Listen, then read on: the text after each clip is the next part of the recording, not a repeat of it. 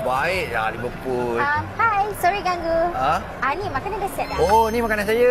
Sekejap. Saya lupa ni apa benda saya order ni? Oh, yang ni laksa panjang goreng ikan. Laksa panjang goreng ikan. RM13 je. RM13. Ni apa benda tak sebenarnya ni? Oh, yang ini sebenarnya Jun and Julai line up untuk new menu kita dekat Arman Nasi Lemak ni. Oh, menu barulah untuk Jun dengan Julai. Betul. Okey.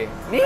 Oh, yang ni pula kita punya lunch promotion. RM9 je. Lunch promotion RM9? Betul. Oh, dapat lauk apa ni?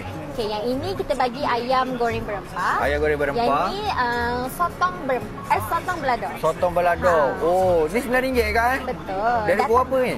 12 hari sampai 3 petang. Isnin sampai Jumaat. Oh, dapatlah RM9 tu? Betul. Okey kak, tak apa. Saya makan dulu kan? Okey, jom makan.